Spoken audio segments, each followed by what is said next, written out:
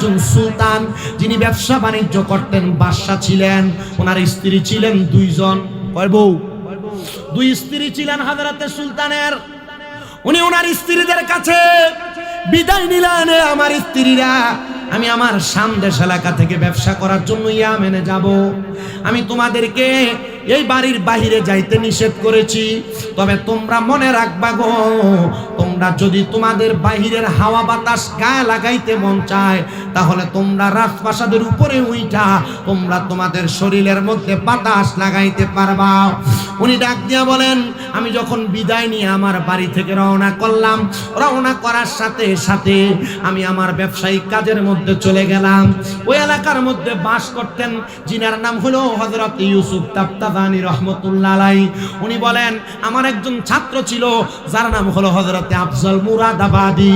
হযরত আফজল মুরাদাবাদী বলেন, আমার বয়স তখন 18 বছর, টাকরা যুবক। যেই বয়সের মধ্যে যুবকেরা গুনার কাজ করে, বাজে পথে যায়, নেশার পথে যায়, হারাম পথে চলে যায়। হযরতে আফজল মুরাদাবাদী বলেন, আমি দুনিয়ার জমিনে থাকা অবস্থায় আমি প্রত্যেক সময় এলেম অর্জন করার জন্য আমি ওই রাজপ্রাসাদের সামনে দিয়া যাইতাম। আর আমি যখন রাজপ্রাসাদের সামনে দিয়া যাইতাম, আমি তাকায়া দেখতাম রাজপ্রাসাদের সুন্দর সুন্দর দুইজন রানীমা রাজপ্রাসাদের উপরে দাঁড়ায়া দাঁড়ায়া আমার দিকে তাকায়া থাকে। আমি যখন রাজপ্রাসাদের উত্তর প্রান্তে থাকতাম, একজন রানীমা আমার দিকে তাকায়া থাকতেন।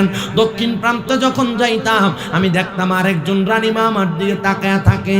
আমি বুঝলাম না, আমি না বুঝা রাজপ্রাসাদের মহিলা বিদায় আমি তাদের দিকে না তাকায়া আমি রওনা করলাম সামনের দিকে। কিন্তু একদিন, দুই দিন, 3 দিনের সময় রাজপ্রাসাদ থেকে ওই দুইজন মহিলা আমার সামনে আগমন করলেন। আগমন করে আমার ডাক দিয়ে কই, এ যুবক, তোমাকে আমাদের একটু প্রয়োজন। আমরা রাজপ্রাসাদের রানীমা, তুমি কি পারবা আমাদের প্রয়োজন মিটিয়ে দিতে? ওই যুবক ডাক দিয়া কই, হে রানীমা, যদি আপনাদের প্রয়োজন না মিটাইতে পারে, তাহলে আপনারা আমাদের ব্যাপারে সালিশ প্রদান করবেন, আমাদের বিচার করবেন, আমাদেরকে জেলখানায় বন্দি করবেন, আমাদেরকে ফাঁসির কাষ্ঠ দিবেন, বাদশার কাছে বিচার দিয়ে আপনি আমাদেরকে শাস্তির ব্যবস্থা করবেন। বলেন আপনার কাজ কি? আপনার কাজ করার জন্য আমি প্রস্তুত। হযরতে আফজল মুরাদাবাদী বলেন, আমি কাজ করার জন্য প্রস্তুত হইয়া এবার সেখান থেকে আমি রাজমহিলার সঙ্গে ঘরে প্রবেশ করলাম।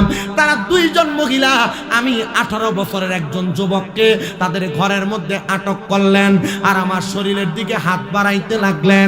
আমি বললাম, এ রাজমহিলারা, আপনারা কেন আমার শরীরের দিকে হাত বাড়ান? তারা আমার ডাক দিয়ে বলতেছে, আমরা আজকে 3 দিন পর্যন্ত তোমার দিকে নজর দেই, তোমার দিকে তাকাই, তোমার দিকে তাকায়া তাকায়া আমরা তোমার প্রতি একটা কাম লালসা তৈরি হয়েছে, মানে অবৈধ মেলামেশা করার চিন্তা ভাবনা তৈরি হয়েছে।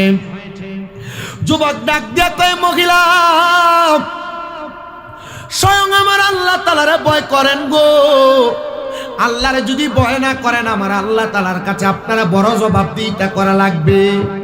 তারা ডাক দিয়া কয়, না, আমাদের যে অন্তরে কামলাল বাসনা হয়েছে, আমি তোমার সাথে মেলামেশা করব, নচেত তোমাকে আমার রাজপ্রাসাদ থেকে যাইতে দিব না। হাতগুলা জোর করে ডাক দিয়া কই, মহিলা, আপনি আল্লাহর ওয়াস্তে আমাকে একটু ছেড়ে দেন, মাপ চাই, ক্ষমা প্রার্থনা করি। আপনি যদি আমারে মাফ না করেন, তাহলে আমি আল্লাহর দরবারে জবাবদিহিতা করতে পারবো না। গুনার কাজ করার কারণে আমি আল্লাহ তাআলার কাছে আসামি হয়ে যাব। ওই রাজমহিলারা বারবার তারা জোর করতে লাগলেন, তাকে প্রহার করতে লাগলেন, চাবুকের আঘাত দিয়া হযরতে আফজল মুরাদাবাদীর শরীরের মধ্যে আঘাত করতে লাগলেন। আফজল মুরাদাবাদী বলেন, এ জগতের মানুষ, আমি তখনও আমার চরিত্র বিক্রি করি নাই, আমি আমার চরিত্রের হেফাজত করার চেষ্টা করেছি। যখন দেখলাম তারা আমার মারতে মারতে রক্তাক্ত বানায়া ফেলছে, আমি বললাম, হে রাজমহিলার দল, আমি আপনাদের কাছে আবদার জানাই, আপনারা যদি আমার শরীরটাকে ভোগ করতে চান, আপনারা আমার একটা সময় দেন, আমার একটা সুযোগ দেন, আমি একটু ঘুমাবো, আমার একটু আরামের প্রয়োজন। আমি যখন ঘুমায়া যাব, আপনারা আমাকে ওই অবস্থায় আমার দেহ ভোগ করতে পারবেন পাবেন। শুধু পুরুষ মানুষ জিনা ব্যভিচার করে না, পুরুষ মানুষ অবৈধ সম্পর্ক করে না। বহু প্রবাসীরা মাঝে মাঝে ফোন করে বিচার দেয়, হুজুর আমি প্রবাসে থাকি কিন্তু আমার স্ত্রী আমার আদেশ মানে না, আমার কথা শোনে না, অন্য বাড়ির সন্তান অন্য বাড়ির ছেলে তারপর পুরুষের সাথে অবৈধ সম্পর্ক। যেখানে আমার আল্লাহ তাআলা ঘোষণা করে বান্দা ওয়ালা তাকুনু কাল্লাযিনা নাসুল্লাহা ফাআনসাহুম আনফুসাহুম উলাইকা হুমুল ফাসিকুন। আল্লাহ কয় বান্দারে, ও বান্দা তোমরা তাদের মতো হইও না। আল্লাহ কাদের মতো হইব না? আমার আল্লাহ কয় তাকুনু কাল্লাযিনা নাসুল্লাহা, যারা তাদের নিজের কথা ভুলে গেছে, ফাআনসাহুম আনফুসাহুম, আমি আল্লাহ তাদেরকে নিজের কথা ভুলে রাখছি। উলাইকা হুমুল ফাসিকুন, যারা নিজের কথা ভুলে গেছে তারা ফাসিক। হে আমার আজকে এই বিজয়নগর থানা এলাকার হোসেনপুরের ভাই বাবারা, আপনারা বলেন না আমার আল্লাহ দে আমরারে বানাইছে, সৃষ্টি করছে, আল্লাহ দে আমাদেরকে খাওয়ায় পড়ায় রিজিক দেয়, আমরা যে দুনিয়াতে চলাফেরা করি কেউ ভালো ভাবে কেউ খারাপ ভাবে, আমার আল্লাহ তাআলা আমাদের ভালো খারাপের খবর জানে কি জানে না?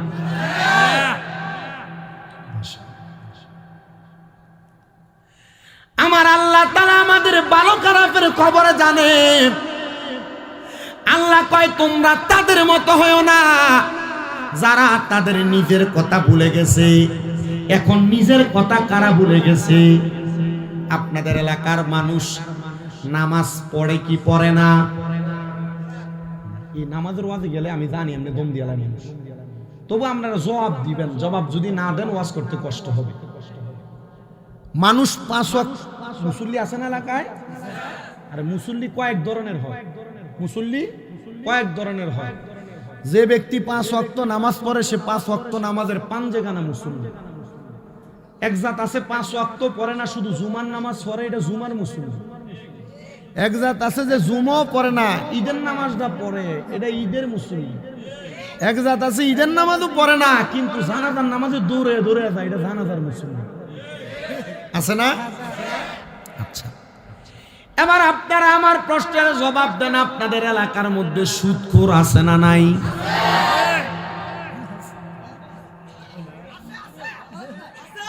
আসো বাস্তি কথা কোন যেত ওয়াজ আমার জানা আছে কোনে কিটা করন লাগে। হ্যাঁ, আমি 9 বছর ওয়াজ করি, একবার ফুসকা বয়স থেকে। সুদখোর শুধু আছে বললে চলবে না, সমাজের মধ্যে পুরুষরা একজন আর একজনে এলাকা এলাকা ভিত্তিক 1 লাখে বছরে 30,000 সুদ খায়, এমন সুদিও আছে। আবার বেডার কাছে যদি সুদের টাকা চাই, বেডার কাছে সুদের টাকা নাই। চাচা দেখেন না আমার জন্য নি আপনি পারেন 10,000 টাকা ম্যানেজ করে দিতে, এবার জবাব দেয় আমার কাছে নাই, তোর শাশির কাছে যায় সা, তার কাছে তার বইনে দিছিল, এটা বাইটটা দিবার লাগিয়া এটা সুদের উপরে লাগায়া তোর শাশির বইনটা মানে তোর খালাডা এবারে এটা দিয়া তার সংসারটা চালায়, বইনের নামে ভাইয়ের বউয়ের নামে। এমন এলাকায় সুদের টাকা চালে, এমন বেরিয়াই তো হোসেনপুরে আছে না না? তা আমি আপনাদের সবার কাছে আমি একটা কথা বলতে চাই, বাবা এলাকাতে মানুষ সুদখোর বলবেন, এজন্য বেডও সুদ খায় না, বেডিও সুদ খায় না। জায়গা জমি বেচা ব্যাংকে এফডিআর এর নামে 10 লাখ টাকা রাখা বছরে বছরে তুল্লা খায়, এমন সুদখোর সমাজে আছে না নাই?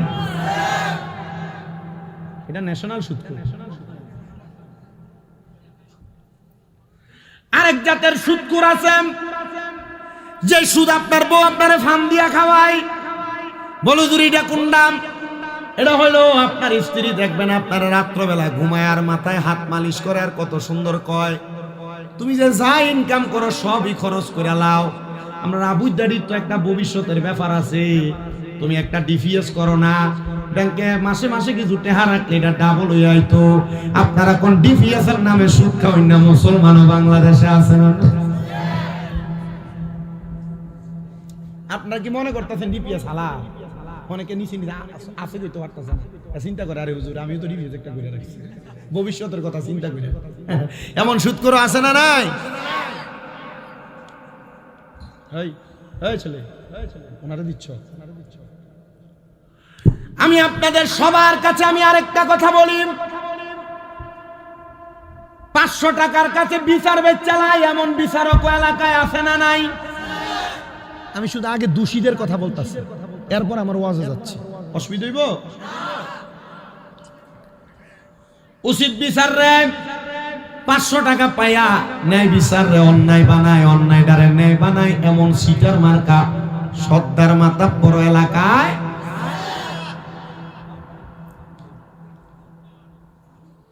মা বাপ মরে গেছে, বইনের সম্পদ বুঝিয়া দিছে না, কোন রকম সিগনেচার লই এক বেলা খাওয়াইয়া বন্ডে তার মতো করে ফাটিয়ে দিছে। বইনের সম্পদ দখল করি না, বেড়াই তো এলাকায় আসেনি।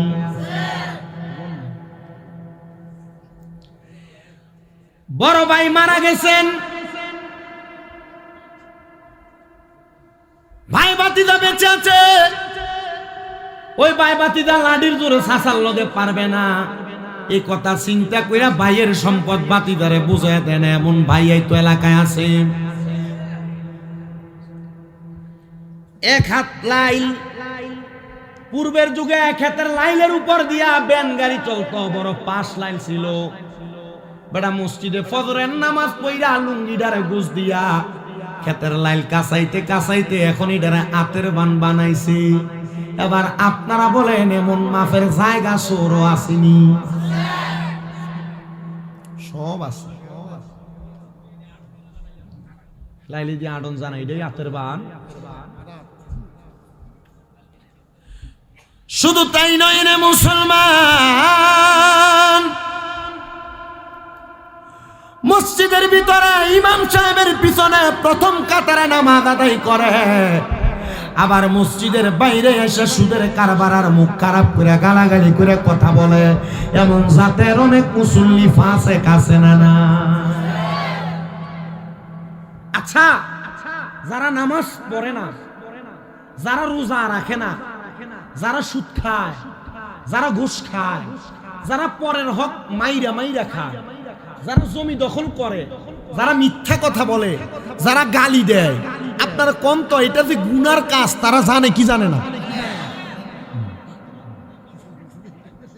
জানি না, শুননাই গুনার কাজ।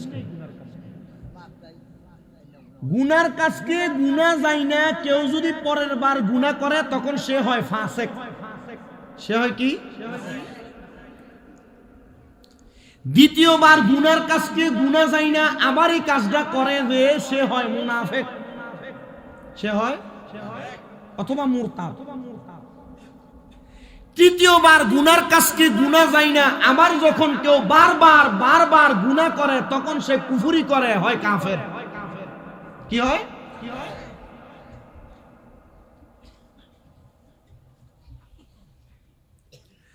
আমি আপনাদের সবার কাছে আমার আয়াতে কারিমার তাফসীরের আলোকে কথাটা বলার চেষ্টা করি। আল্লামা জালালউদ্দিন সুয়ুতি, আল্লামা জালালউদ্দিন মুহল্লি রহমতুল্লাহ আলাইহি দুইজন তাফসীর কারক মিলে একটা তাফসীর করেছেন, যে তাফসীরের কিতাবের নাম হলো তাফসীরে জালালাইন শরীফ। সেখানে উল্লেখ করতেছেন, তোমরা ওই লোকদের মতো হয়ো না যারা গুনার কাজকে বারবার গুনাহ সম্পর্কে জানার পর বারবার গুনার কাজটা করেছে। যদি তোমরা তাদের মতো হয়ে যাও, আল্লাহ তাআলা তোমাদেরকে ফাসিকের কাতারে রাখবেন। যারা ফাসিক হয়ে যায়, কি হয়ে যায়?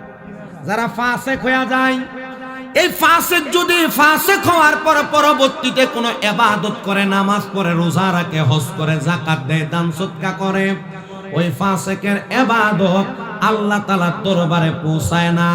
কারণ কি? ফাসিক হওয়ার কারণে সে পাক্কা মুসলমান না। তখন তার ইবাদতরা আসমান এবং জমিনের মধ্যবর্তী জায়গার মধ্যে ঝুলন্ত অবস্থায় থাকে। ইয়া রাসূলুল্লাহ, বুঝতে পারলাম ঝুলন্ত অবস্থায় থাকে। তাহলে আপনি বলেন না, আমরা গুনার কাজকে যদি গুনাহ যাই না, আমরা গুনার কাজ থেকে ফিরে আসি, তখন আমাদের পরিচয় কি হবে? বলে তখন তোমাদের পরিচয় হবে মুমিন। তুমি জানো এটা গুনাহ, তখন তুমি সেখানে পা বাড়াও নাই। তুমি জানো সুদ খাওয়া হারাম, তখন তুমি সুদ থেকে ফিরে আসছো। তুমি জানো গুনার কাজগুলাকে, গুনাহ জানার পর তুমি সেখান থেকে ফিরে আইসা তখন আল্লাহ তাআলার কাছে তওবা করেছো আর স্বীকৃতি জানাইছো, আল্লাহ এগুলা গুনার কাজ, বদ কাজ, হারাম কাজ আমি করব না। তখন তুমি মুমিন হয়ে যাইবা। আর এগুলা পরবর্তীতে আসার পরে তুমি ঘৃণা করে এগুলার বিপরীতে ভালো ভালো কাজগুলা করেছো, নামাজ পড়েছো, রোজা রেখেছো, হজ করেছো, যাকাত দিয়েছো, দান করেছো, সদকা করেছো, তখন তুমি হইবা সলিহিন, মানে নেক আমল করনেওয়ালা। যখন তুমি নেক আমল করতে করতে তোমার নেক আমলের প্রতি মুহাব্বত তৈরি হবে, ওই মুহাব্বত তৈরি হওয়ার কারণে তুমি সলিহিন থেকে হইবা আবেদিন, তুমি আবেদ। আর আবেদ বান্দা যখন ইন্তেকাল করে আমার আল্লাহ তাআলা ওই আবেদ বান্দাটারে প্রশান্তির মরণ দান করে। পড়েন সুবহানাল্লাহ। কি মরণ দান করেন? প্রশান্তির মরণ। প্রশান্তির মরণ কোনটা? হোসেনপুর এলাকার বহুত মানুষ মরে যায়, জিব্বার ভিতরে কামড় দিয়ে থাকে, মরে না? এলাকার বহুত মানুষ মরে যায়, মরে যাওয়ার সময় নাকে মুখ দিয়ে রক্ত বাইর হয়। এলাকার অনেক মানুষ মারা যায়, মারা যাওয়ার সময় চোখ উল্টে যায়। এলাকার অনেক মানুষ মারা যায়, মারা যাওয়ার সময় ঘাড়ের রোগ, হাতের রোগ ছিঁড়া যায়, ছিঁড়া যাওয়ার কারণে শরীর, হাত পা সব শক্ত হয়ে যায়। এটা কি প্রশান্তির মরণ? এটা অশান্তির মরণ। এটা কি এর মরণ? তো আপনারা যারা যুব সমাজ এখানে বসেছেন, আপনারা তো কিছু কিছু দোষের বিষয় আছে। এর মধ্যে বর্তমানে যুব সমাজের যে দোষের বিষয় সেটা হলো নেশা। খুব সওয়াবের কাম, খুব সওয়াবের কাম। এই নেশা দ্রব্য বড় বড় বড় বাদকাস। আমি আপনাদের কাছে এই নেশার একটা ভয়াবহতা বলে দিয়ে যাই। আল্লাহর নবী বলেন 3 সময় 3 ব্যক্তির ঈমান থাকে না।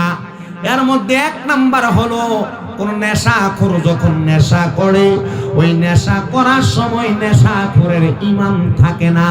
যতক্ষণ পর্যন্ত নেশাখোর কালেমা পড়ে ঈমান না আনে ততক্ষণ তার ঈমান ফিরে আসে না। গাঞ্জা, ইয়াবা, ট্যাবলেট নামক যেটা আপনারা আহার করেন আর বহন করেন, বক্ষণ করেন, নেশা দ্রব্য যারা মদ পান করেন, আপনারা মনে রাখবেন নেশা দ্রব্য পান করার কারণে আপনি হয়ে যান বেঈমান, বেঈমান, বেঈমান। আপনার ঈমান থাকে না। এবার আপনারা বলেন ঈমান রক্ষা করার জন্য নেশা দ্রব্য ত্যাগ করার দরকার আছে না নাই? 2 নাম্বার, কোন চোর যখন চুরি করে, কোন চোর যখন চুরি করে, ওই চোর চুরি করার সময় চোরের ঈমান থাকে না।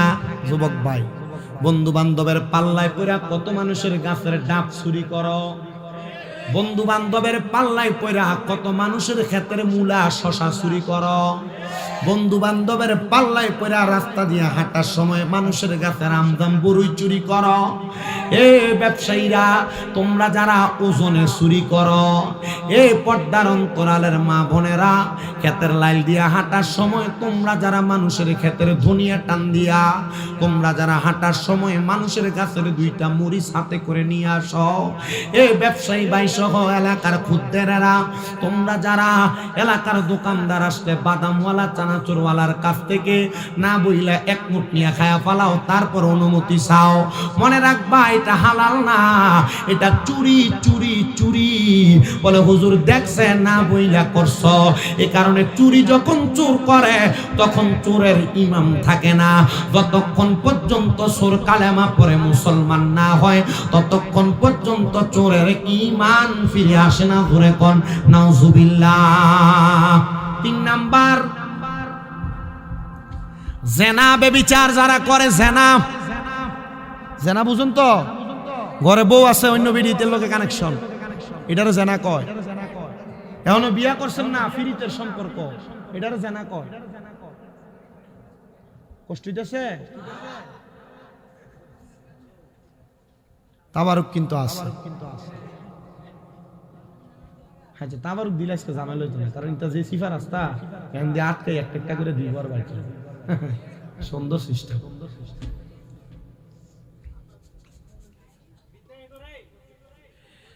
জিনা ব্যভিচার যারা করে, আল্লাহর নবী বলেন জিনা ব্যভিচার করার সময় জিনাখোরের ঈমান থাকে না। যতক্ষণ পর্যন্ত সে কালেমা পড়ে ঈমান না আনে, ততক্ষণ পর্যন্ত তার ঈমান ফিরে আসে না। এবার আপনি জিনা মনে করেন কোনটাকে? নারী পুরুষ মেলামেশা করা, এটাই শুধু জিনা না। জিনা কোনটা কোনটা এবার শুনেন। তোমরা যারা ফিরিতে সম্পর্ক মোবাইল ইটিস করো, তোমরাও এটা শুনতে হবে, এটাও জিনা। কিভাবে? জিনা শুধু নারী পুরুষ মেলামেশা করলে হয় না। জিনার এক নাম্বার প্রকার হলো, কোন পুরুষ মানুষ যদি কোন গায়রে মাহরাম মহিলার দিকে তার চোখ দিয়া তাকায়, তখন ওই চোখ দিয়া গায়রে মাহরাম মহিলার দিকে তাকানো চোখের জিনা। খালতো বোন, মামতো বোন, ফুফাতো বোন রাস্তা দিয়া চলে যায় এলাকার মাইয়ারা স্কুলে, তুমি তাকায় থাকো, বড় সুন্দর। এলাকায় বিবাহ হয়, কত সুন্দর সুন্দর ড্রেস পরে চুল ছেঁড়া মায়া ফেনা আসে, তুমি তাকায় থাকো। আল্লাহর কসম, এটা তোমার চোখের সুন্দর না, এটা তোমার চোখের জিনা, চোখের জিনা, চোখের জিনা। আর জিনা যারা করে তারা ঈমানদার না, তারা বেঈমান। এটা আমার কথা না, রহমতের নবীর ঘোষণা কন্যা, ঠিক না বেঠে? এই ওয়াজ শোনেন না, গান গজল গায়ে শেষ করলে ওয়াজ শোনেন। যদি কোন যে গজল গায়ে শেষ করতে সুযোগ আছে, আমার ওয়াজের ফেকেজ বালা। গজল পাইবেন, জিকির পাইবেন, মুনাজাত পাইবেন, সব আছে ওয়াজ।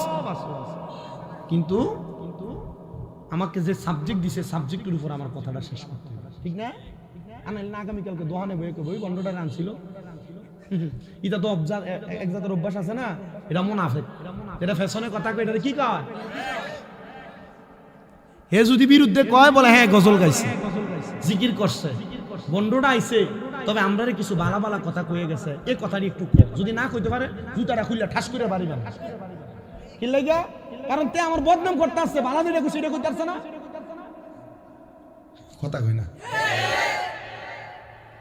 হুজুর আপনি আমরা মারামারি শিখাই দিলেন না, মাইরেন টেরেন না, এটা কইলে বলে হ ঠিক হই, তুই গজল গাইয়া জিকির আজকার করে সময়ই নষ্ট করছে, তবে আমরা কিছু শিখিয়া গেছে, তুমি হয়তো শুনছো না। ঠিক আছে তো?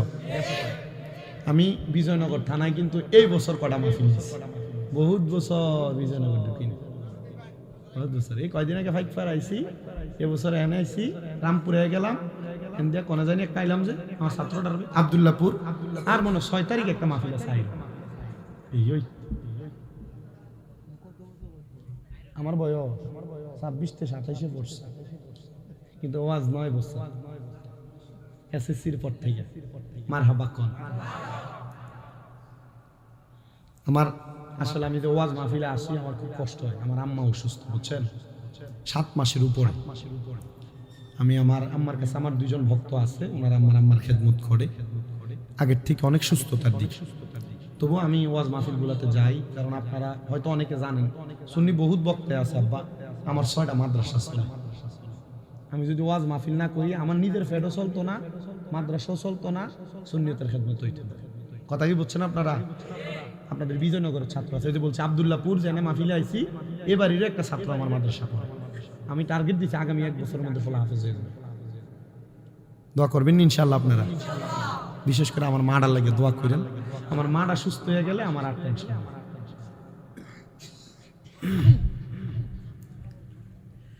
আমি আপনাদের কাছে যে কথা বলতেছিলাম, কোন বেগানা নারী, কোন গায়রে মাহরাম নারীর দিকে চোখ দিয়া তাকাইলে চোখের জিনা হয়।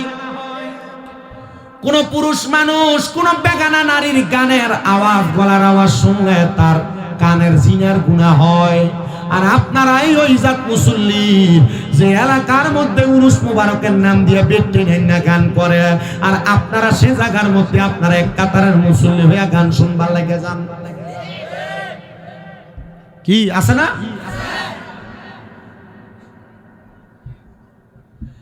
আহলে সুন্নাত ওয়াল জামাতের বদনাম করার জন্য এটাই যথেষ্ট। যারা পেছনে লাগে উরুস মুবারক আর মহিলা দিয়ে গান বাজনা করে, এদের সাথে সুন্নিদের কোনো সম্পর্ক নাই, এরা ভণ্ড, এরা সুন্নিয়তের বদনামকারী, এরা মুরতাদ। কথা কোন না, ঠিক না বেঠি? আপনি যে বাউল বলতেছেন, এদেরকে দিয়ে গান করান, আপনি কোন যারা মারেফতের কথা বলে? এই বাউল শব্দটার একটা অর্থ হলো ফসরাব। ফসরাব কি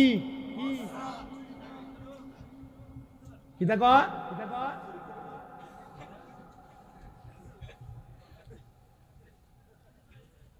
এ বাউল নামের ফাউল যারা, এদের কারণে সুন্নিয়তের বদনাম, আউলিয়া কেরামের বদনাম। আপনারা হয়তো অনেকে বলতেছেন এরা স্টেজে উঠা আউলিয়া কেরামের শান, বিভিন্ন পীর মুর্শিদের শান গায়। আর এরা তো মুহাম্মাদুর রাসূলুল্লাহর শরীয়তের ধর্মকেই মানে না, তাহলে আমরা কেমনে তাদের পক্ষে কথা বলবো? আর এরা আমাদেরকে এমন ভাবে কুলুষিত করতেছে। এ বাউল নামের ফাউল একজন আবুল সরকার, এ বলছে আল্লাহ দে এক মুখে এত কথা বলে, আল্লাহর আগা কোনটা গোয়া কোনটা সে খুঁজেই পায় না। জোরে জোরে এখন নাউজুবিল্লাহ। আবার সে কি বলছে জানেন? কুল আউযু বিরাব্বিন নাস, মালিকিন নাস, ইলাহিন নাস, মিন শাররিল ওয়াসওয়াসিল খান্নাস, আল্লাযী ইউওয়াসউইসু ফি সুদুরিন নাস মিনাল জিন্নাতি ওয়ান নাস। এ বলতাছে আল্লাহ বলে সূরা নাসের সব জায়গার ভিতরে নাস বল লেগে কইছে। আচ্ছা, কেমন গন্ড মূর্খর জাত হইলে এই কোরআনের আয়াত নিয়া সে এমন অপব্যাখ্যা করে? আমি কইছিলাম বাংলাদেশের প্রশাসন আবুল সরকারের যেহেতু অ্যারেস্টে করছো, এমন একটা কোরআন অপব্যাখ্যাকারীরে দইরা জিব্বা কাটা দাও, আর কোন বাতিল ফেরকা সহ কোরআনকে অবমাননা করার সাহস পাবে না বাংলাদেশে। ডান হাত তুলে বলেন ঠিক কিনা? তবে এর সাথে সাথে আরেক জাতের জিব্বা কাটতে হইব, যারা কয়েকদিন আগে সুন্দর করে কইছিল, মোবাইলে দেখছি যে আল্লাহর সর্বশক্তিমান কওয়া যাইতো না, কইলে শিরিক কইছে না? রোজার পূজা একই, এমন কথা কয় নাই? আচ্ছা, আপনি কি আর কোনোভাবে মুসলমান মনে করতে পারেন নাকি? ভাগ্য মুনাফিক। আমি বাংলাদেশের প্রশাসনের কাছে বারবার বলি, বাউলদের যেমন শাস্তি দিবেন, আল্লাহকে আল্লাহ সর্বশক্তিমান বললে শিরিক হবে। রোজার পূজা সমান, মুসলমান হিন্দু ভাই ভাই, এই কথাগুলো যারা বলে এদেরকে আইনের আওতায় আনেন, কারণ এদের থেকেই শিক্ষা সাধারণ মুসলমান নাস্তিক মুরতাদ আর জিন্দিক হইতেছে। এদেরকেও শাস্তি দেন, দেখবেন বাংলাদেশে ইসলামী রাষ্ট্র হিসেবে প্রমাণ করতে বেশি দিন লাগবে না। কথা কোন না ঠিক? আর আমরা সুন্নিরা এদের বিরুদ্ধে কই না দেখা, এরা উতলে ফাতলে এরার পক্ষে কথা কই দেখা আমরা রেখে বন্ধ। তাইলে আমরা এদেরকে শ্বাস দিয়ে আমরা বন্ধ না উপাধিটা আমরা কিনা লইতেছি না?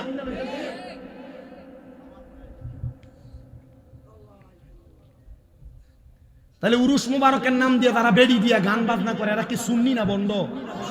এদের সাথে সুন্নিয়তের কোনো সম্পর্ক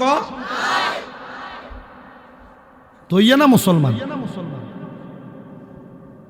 বলে হুজুর আমরা তো সামাকাওয়ালি করি, আমরা তো গান করি না। সামাকাওয়ালি দাঁড়িয়ে দিয়ে করেন, হের মোর ভিতরে একবারে ফোম শেপ করি না। ভাক্কা মুনাফিক বেঈমান। হ্যাঁ, সামাকাওয়ালি করবা আল্লাহর হাবিবের সুন্নাহ মোতাবেক, এটা সামাকাওয়ালি করে। হে সামাকাওয়ালি জায়েজ, হে তো সামাকাওয়ালি করে না, গায় গান কথা কই না করে।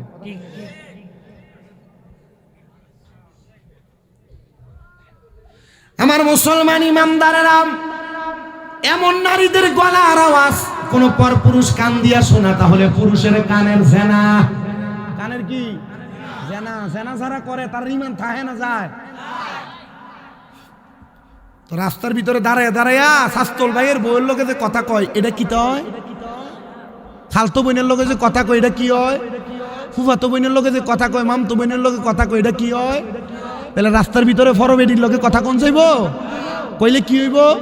আর জেনা করলে কি যাইব? স্বাভাবিক ওয়াজ। এর থেকে শর্ট কোশ্চেন আর ওয়াজ চলে না। কোন মহিলার সঙ্গে সাক্ষাৎ করার জন্য কোন পুরুষ মানুষ যদি তার পা দিয়ে হাইটা হাইটা যায়, এটা তার পায়ের জেনা। পায়ের জেনা, কোন মহিলাকে হাত দ্বারা স্পর্শ করা হাতের জেনা, হাতের জেনা, হাতের জেনা। এ মুসলমান ইমানদারেরা, এই জন্য আমি আপনাদের সবার কাছে আবদার করি, কোন মহিলা কোন গায়রে মাহরামের দিকে তাকাইবা না, কানের আওয়াজ কথার আওয়াজ শুনবা না, হাতে ধরবা না, মেলামেশা করার জন্য পাও দিয়া যাইবা না। বলে হুজুর আমরা ওই কইলেন, মহিলারা কইলেন না। মা বোন মনে রাখবা গো, স্বামী ছাড়া কোনো পরপুরুষের সঙ্গে কথা বলা, তাদের গলার আওয়াজ শোনা, তাদের সঙ্গে মিলিত হওয়া, তাদের সঙ্গে কথা বলা, এটা তোমার জানা জানা জানা ব্যভিচার, ব্যভিচার, ব্যভিচার। আমি আসার আগেই বিচার। হুজুর বহু ফিসাবো কিন্তু এমন বেরিয়ে মুরিদ রে বয়ে থাকে। আপনি এটারে কি হালাল কইবেন? ওইটাও বন্ধ কি দাও? আপনার কি কষ্ট হইতেছে? কোন ফিসাব যদি বেরিয়ে বয়ে থাকে, এটা কি ফির না শয়তান? ও ঠিক আছে, কিতা ধরে কামাল ভাই আসেনি, আমার দাওয়াত দিছে, ইতারে নি কেউ কিছু কয় আবার ভাই কিছু কইলে হ্যাঁ কইবা যে ফিসাব বেরি লয়ে বইয়া থাকুন যায় আছে তোর ফিরে রাইনা দেখা আনাইলে জুতা দিয়ে বাইরে দূরে বেরো। এটার ব্যাপারে আদেশ বালা, এটার জুতা দিয়ে বাইরে গুণ হইতো। এমন বিচারও আছে মুড়িদের সামনে ফিসাবে বইয়ে সিগারেট খায়, কি নাই? ইটা বদনাম, ইটা বদনাম, এটা বদনাম না, এটা বদনামের বিপক্ষে বলা।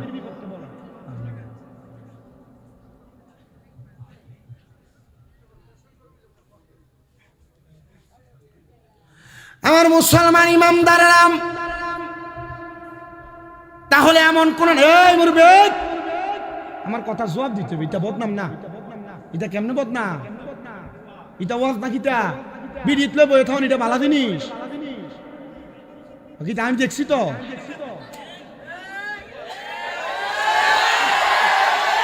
সিগারেট খাওয়ান, সিগারেট খাওয়ান, এটা সব মানুষের সিগারেট খেলে তো মুড়ি তো খান যাইব।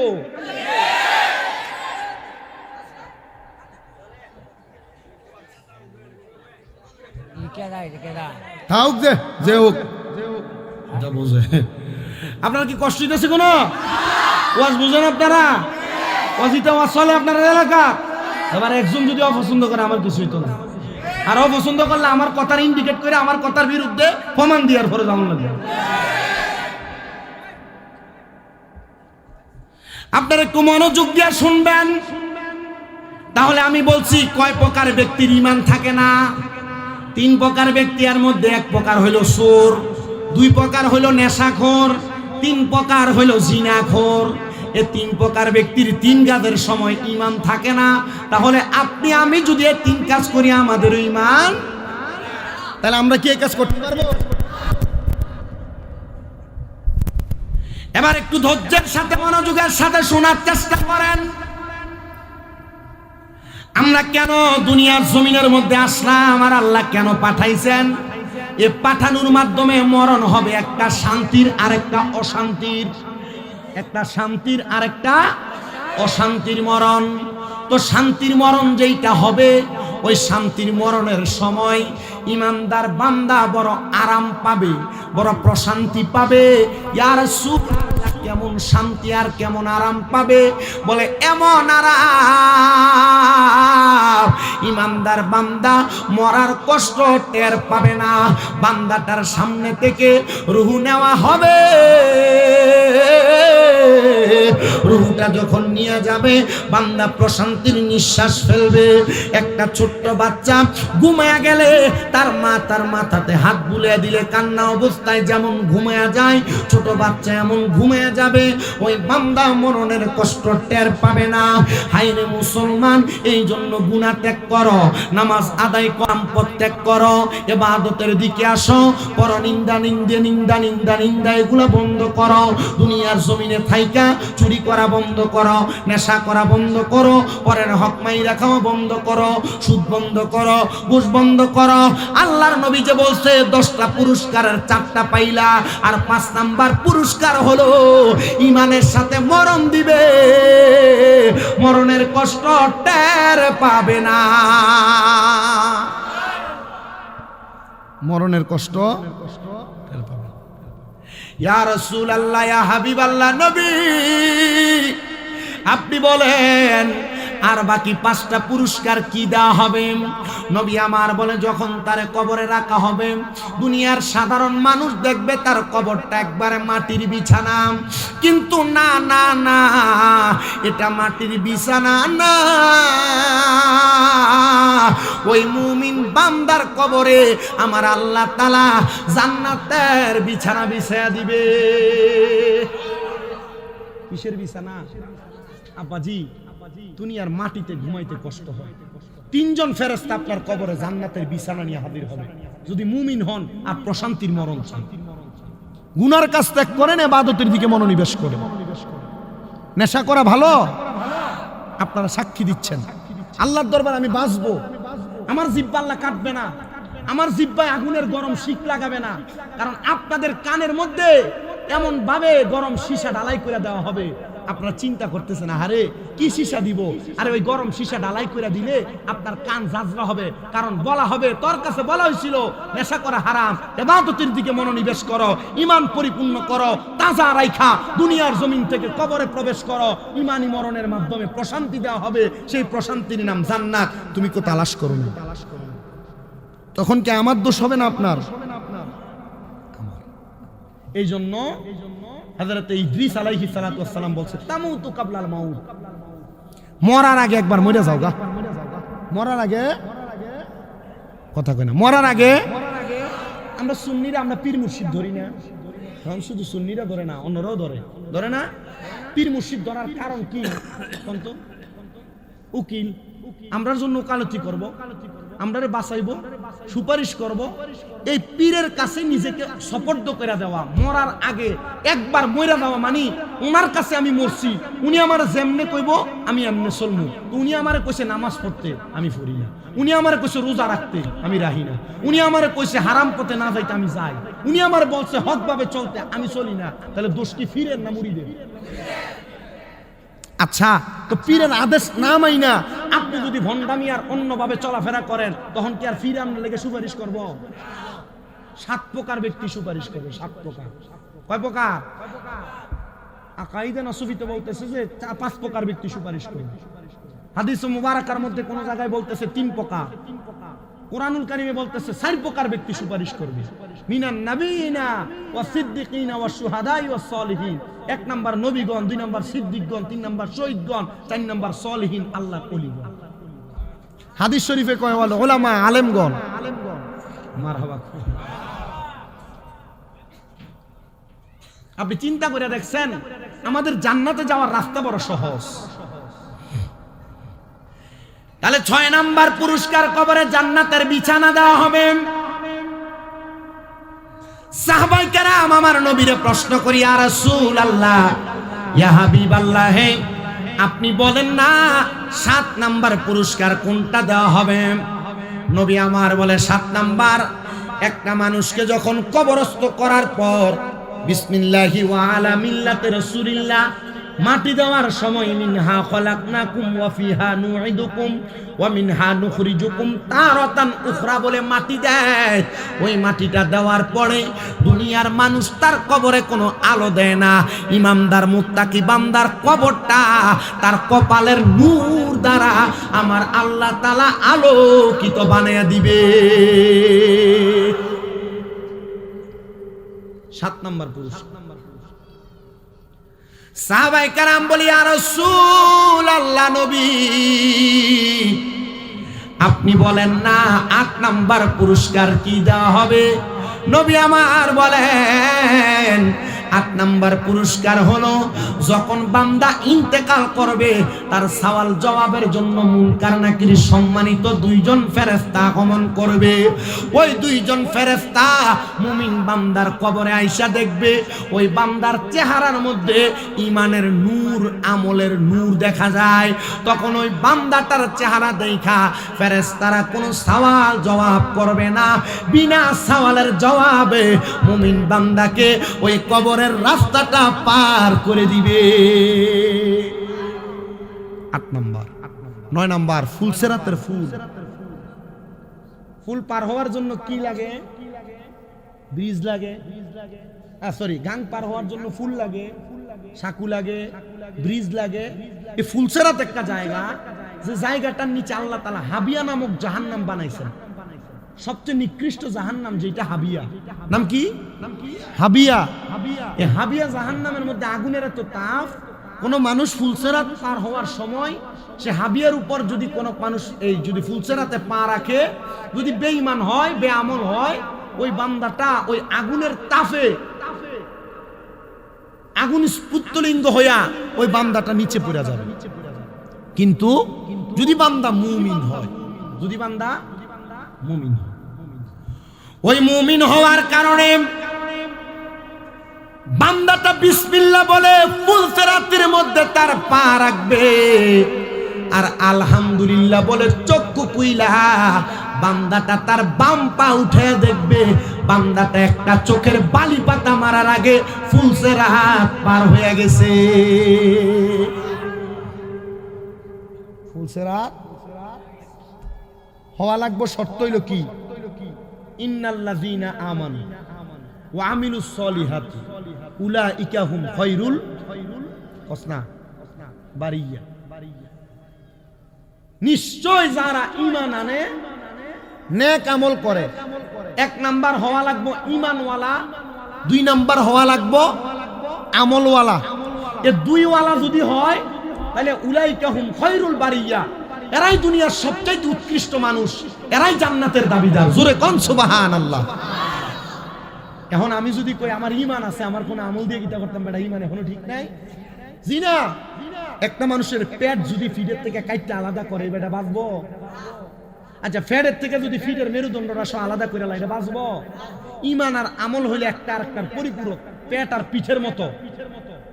পেট আর বেশি উপরে ক্লাস, মাদ্রাসা ক্লাস 9-10 পড়ায় বাইনাল ফারকুল ঈমান ওয়ালা আমল। ঈমান আর আমলের মাঝে পার্থক্য কি? মুহাক্কিক উলামায়ে কেরাম বলছে ঈমান আর আমলের মধ্যে কোনো পার্থক্য নাই, একটা আরেকটার পরিপূরক, পেট আর পিঠের মতো। আমল ছাড়া ঈমানের দাম নাই, ঈমান ছাড়া আমলের দাম নাই।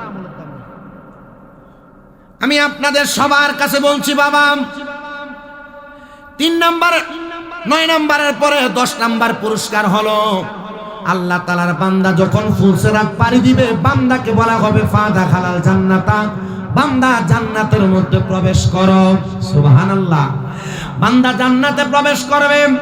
এই জান্নাতে প্রবেশ করার পূর্বে বান্দাকে দুইটা কাজের উপর অটল থাকা লাগবে, ঈমান আর আমল।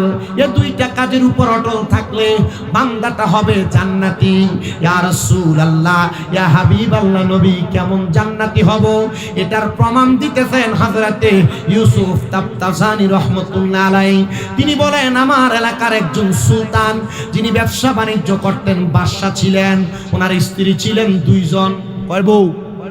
2 স্ত্রী ছিলেন হযরতে সুলতানের। উনি ওনার স্ত্রীদের কাছে বিদায় নিলেন, আমার স্ত্রীরা, আমি আমার সামদেশ এলাকা থেকে ব্যবসা করার জন্য ইয়ামেনে যাব। আমি তোমাদেরকে এই বাড়ির বাহিরে যাইতে নিষেধ করেছি, তবে তোমরা মনে রাখবা গো, তোমরা যদি তোমাদের বাহিরের হাওয়া বাতাস গায়ে লাগাইতে মন চায়, তাহলে তোমরা রাজপ্রাসাদের উপরে উইঠা তোমরা তোমাদের শরীরের মধ্যে বাতাস লাগাইতে পারবা। উনি ডাক দিয়া বলেন, আমি যখন বিদায় নিয়ে আমার বাড়ি থেকে রওনা করলাম, রওনা করার সাথে সাথে আমি আমার ব্যবসায়িক কাজের মধ্যে চলে গেলাম। ওই এলাকার মধ্যে বাস করতেন যিনার নাম হলো হযরত ইউসুফ তাফতাজানি রাহমাতুল্লাহ আলাইহি। উনি বলেন, আমার একজন ছাত্র ছিল যার নাম হলো হযরত আফজাল মুরাদাবাদী। হযরত আফজাল মুরাদাবাদী বলেন, আমার বয়স তখন 18 বছর, টাকরা যুবক। যেই বয়সের মধ্যে যুবকেরা গুনার কাজ করে, বাজে পথে যায়, নেশার পথে যায়, হারাম পথে চলে যায়। হযরতে আফজাল মুরাদাবাদী বলেন, আমি দুনিয়ার জমিনে থাকা অবস্থায় আমি প্রত্যেক সময় ইলম অর্জন করার জন্য আমি ওই রাজপ্রাসাদের সামনে দিয়া যাইতাম। আর আমি যখন রাজপ্রাসাদের সামনে দিয়া যাইতাম, আমি তাকায়া দেখতাম রাজপ্রাসাদের সুন্দর সুন্দর 2 জন রানীমা রাজপ্রাসাদের উপরে দাঁড়ায়া দাঁড়ায়া আমার দিকে তাকায়া থাকে। আমি যখন রাজপ্রাসাদের উত্তর প্রান্তে থাকতাম, একজন রানীমা আমার দিকে তাকায়া থাকতেন। দক্ষিণ প্রান্তে যখন যাইতাম, আমি দেখতাম আরেকজন রানীমা আমার দিকে তাকায়া থাকে। আমি বুঝলাম না, আমি না বুঝা রাজপ্রাসাদের মহিলা বিদায়, আমি তাদের দিকে না তাকায়া আমি রওনা করলাম সামনের দিকে, কিন্তু একদিন, 2 দিন, 3 দিনের সময় রাজপ্রাসাদ থেকে ওই 2 জন মহিলা আমার সামনে আগমন করলেন। আগমন করে আমার ডাক দিয়ে কয়, এ যুবক, তোমাকে আমাদের একটু প্রয়োজন। আমরা রাজপ্রাসাদের রানীমা, তুমি কি পারবা আমাদের প্রয়োজন মিটিয়ে দিতে? ওই যুবক ডাক দিয়া কয়, হে রানীমা, যদি আপনাদের প্রয়োজন না মিটাইতে পারে তাহলে আপনারা আমাদের ব্যাপারে সালিশ প্রদান করবেন, আমাদের বিচার করবেন, আমাদেরকে জেলখানায় বন্দি করবেন, আমাদেরকে ফাঁসির কাষ্ঠ দিবেন, বাদশার কাছে বিচার দিয়ে আপনি আমাদেরকে শাস্তির ব্যবস্থা করবেন। বলেন আপনার কাজ কি? আপনার কাজ করার জন্য আমি প্রস্তুত। হযরতে আফজল মুরাদাবাদী বলেন, আমি কাজ করার জন্য প্রস্তুত হইয়া এবার সেখান থেকে আমি রাজমহিলার সঙ্গে ঘরে প্রবেশ করলাম। তারা 2 জন মহিলা আমি 18 বছরের একজন যুবককে তাদের ঘরের মধ্যে আটক করলেন আর আমার শরীরের দিকে হাত বাড়াইতে লাগলেন। আমি বললাম, এ রাজমহিলারা, আপনারা কেন আমার শরীরের দিকে হাত বাড়ান? তারা আমার ডাক দিয়ে বলতেছে, আমরা আজকে 3 দিন পর্যন্ত তোমার দিকে নজর দেই, তোমার দিকে তাকাই, তোমার দিকে তাকায়া তাকায়া আমরা তোমার প্রতি একটা কাম লালসা তৈরি হয়েছে, মানে অবৈধ মেলামেশা করার চিন্তা ভাবনা তৈরি হয়েছে। যুবক ডাক দিয়ে কয়, মহিলা, স্বয়ং আমার আল্লাহ তাআলারে ভয় করেন গো। আল্লাহরে যদি ভয় না করেন, আমার আল্লাহ তাআলার কাছে আপনারা বড় জবাবদিহিতা করা লাগবে। তারা ডাক দিয়া কয়, না, আমাদের যে অন্তরে কামলাল বাসনা হয়েছে, আমি তোমার সাথে মেলামেশা করব, নচেত তোমাকে আমার রাজপ্রাসাদ থেকে যাইতে দিব না। হাতগুলা জোর করে ডাক দিয়া কই, মহিলা, আপনি আল্লাহর ওয়াস্তে আমাকে একটু ছেড়ে দেন, মাপ চাই, ক্ষমা প্রার্থনা করি। আপনি যদি আমারে মাফ না করেন তাহলে আমি আল্লাহর দরবারে জবাবদিহিতা করতে পারবো না। গুনার কাজ করার কারণে আমি আল্লাহ তাআলার কাছে আসামি হয়ে যাব। ওই রাজমহিলারা বারবার তারা জোর করতে লাগলেন, তাকে প্রহার করতে লাগলেন, চাবুকের আঘাত দিয়া হযরতে আফজল মুরাদাবাদীর শরীরের মধ্যে আঘাত করতে লাগলেন। আফজল মুরাদাবাদী বলেন, এ জগতের মানুষ, আমি তখনও আমার চরিত্র বিক্রি করি নাই, আমি আমার চরিত্রের হেফাজত করার চেষ্টা করেছি।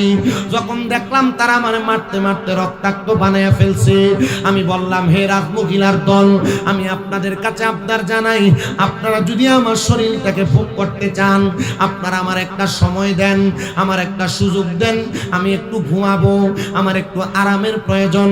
আমি যখন ঘুমায়া যাব, আপনারা আমাকে ওই অবস্থায় আমার দেহ ভোগ করতে পারবেন। শুধু পুরুষ মানুষ জিনা বা বিচার করে না, পুরুষ মানুষ অবৈধ সম্পর্ক করে না,